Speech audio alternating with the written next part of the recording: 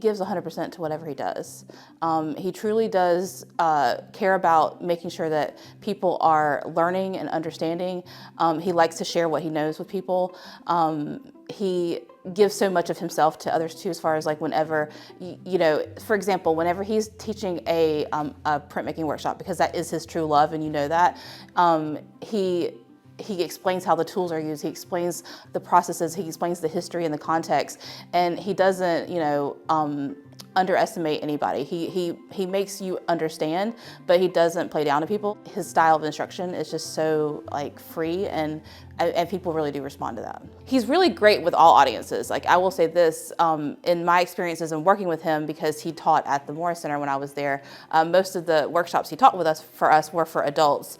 And I mean, people who were at all different experience levels. And so he's really good at making people feel comfortable, especially if they're new to an art form. People would just honestly come to take Ian's workshops because he was the one teaching them. To me, arts education is extremely important to how well-rounded a student is in our state. As someone who I grew up in the South Carolina public education system, and my arts education was a huge part of my experience. And I don't want any students in South Carolina to ever lose that, because arts do truly make you connect to the world in a different way. Whether you become a working or practicing artist, art is still a part of who you are. And I think that it's important that we nurture that. Someone like Ian, he truly understands that, and you see that in how he works, and him as being a practicing artist, but not only that, but also an arts educator.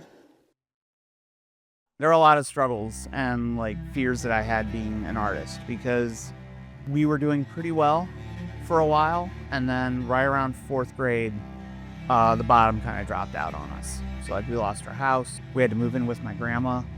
Because of that, I realized kids coming from that lower middle class or poverty line usually don't get to do what we do as artists. And that's something I've always been aware of, and I think that's part of the reason why I am such a like fierce advocate for like rural communities like here in Hampton, where it's like these kids deserve the chance. Art saved my life in a very real, tangible way. At one point in undergrad, family was really struggling financially. My dad was perennially sick, and in undergrad, it became way too much. And one of my professors, Charlie Canwisher, he said something I think fundamentally shaped who I am as a person now. You can't control certain things in your life, but whenever you step inside this room, you control what you make. You control what marks you put on the paper. You control what you do. And when you don't have a whole lot of choices, you need to treasure every single one that you have.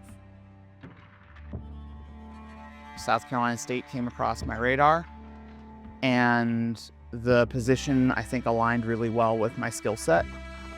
Drove down and set up in Columbia and was teaching at State. So, I mean, and it was the best paying job I'd ever had. It felt like the first time where I actually felt like, okay, I'm exactly where I need to be. This is exactly what I need to be doing, and this is exactly where I need to be. But perspectives change. And Heather Bremer, who's the executive director for Friends of the Arts, had initially contacted State. Would any of the art professors want to come down and maybe teach a workshop? And I kept coming back.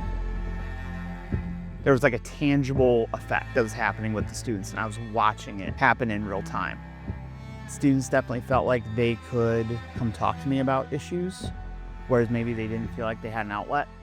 I felt like I was actually making a difference when I was working with the students here. And I didn't necessarily feel like I was making that same impact at State. And honestly, I saw their sense of self-worth grow. I realized there was a lot of these issues where you have like school districts that just don't have art teachers, or you have one art teacher that's split between 5 different buildings. Heather and John Wright, they approached me and said, hey, crazy idea. Would you want to leave your college job and come teach at the K-12 level? I don't know if I can dumb it down.